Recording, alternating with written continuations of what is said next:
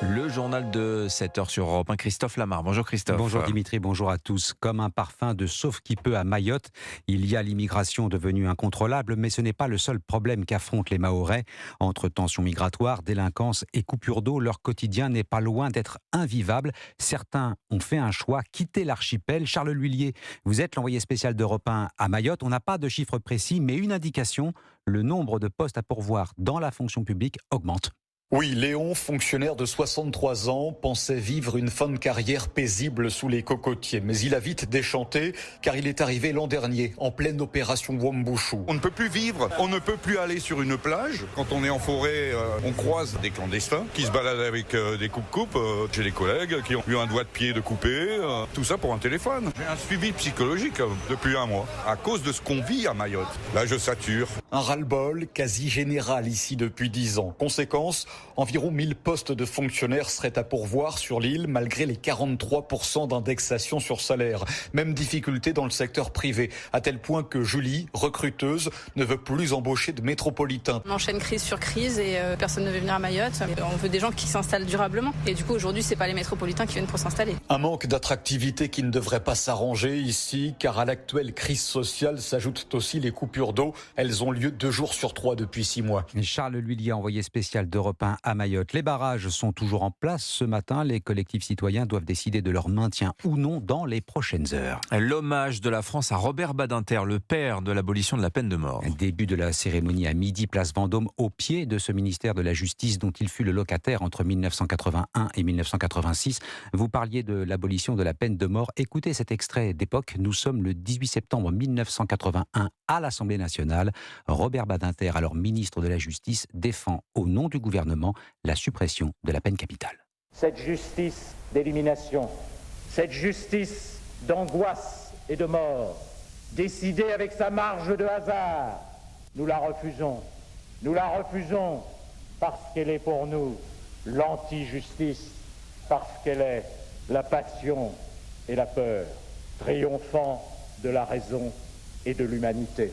Robert Badinter à la tribune de l'Assemblée le 18 septembre 1981.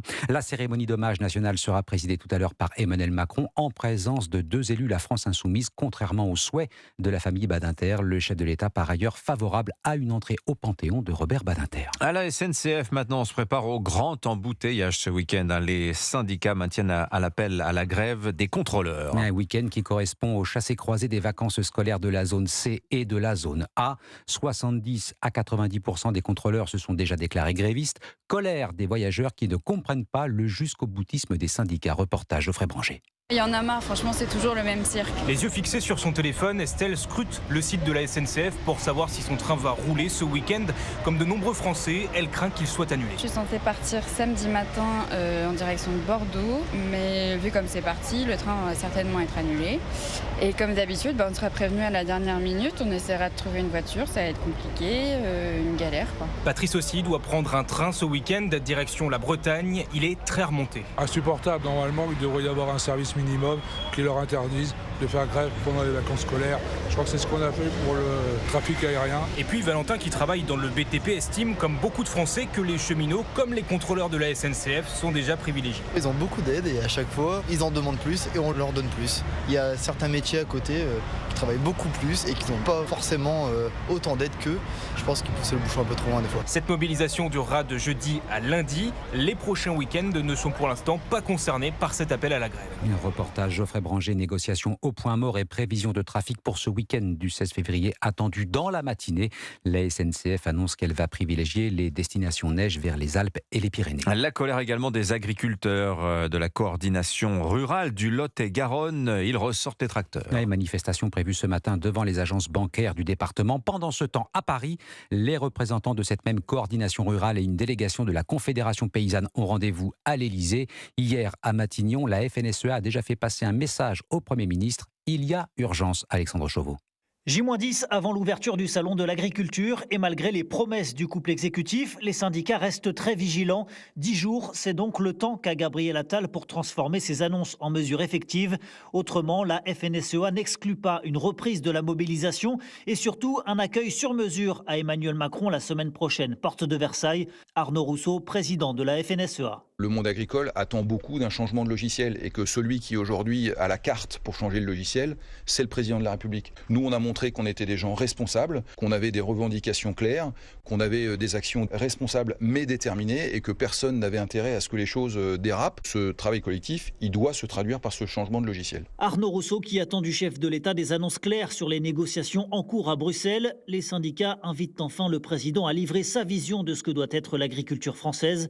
En attendant, le Premier ministre Gabriel Attal a promis de faire un point chaque mois avec les syndicats sur l'avancée des annonces faites au début du mois. Alexandre Chauveau du service politique d'Europe 1. Le grand soulagement sur les quais de Seine pour les bouquinistes. Ils ne déménageront pas pendant les Jeux Olympiques. Et l'annonce de l'Elysée relance les spéculations sur le maintien de la cérémonie d'ouverture dans sa forme initiale. En attendant, effectivement, les bouquinistes de Paris sont ravis. Reportage Antoine Bienbeau. Un sourire jusqu'aux oreilles et surtout un immense soulagement pour Claire, bouquiniste du centre de Paris. Là, je vous avoue, je suis encore un peu sous le choc. 2 heures plus tôt, elle a appris qu'elle pourrait rester sur les bords de Seine pendant les Jeux Olympiques. Ça fait 7 mois qu'on était vraiment dans le flou complet. Et là, vraiment, c'est une très bonne nouvelle, quoi. On fait toujours partie de Paris. C'est formidable. Continuer à faire partie de Paris, c'est aussi ce que voulait Julien, ravi de ne pas avoir à déménager sa boîte cet été. C'est une des choses qu'on voulait, nous, absolument. C'était pas démanteler nos boîtes. On est des gens quand même assez précaires, donc faire un déménagement, c'était vraiment pas possible. Un petit soulagement, je vous avoue,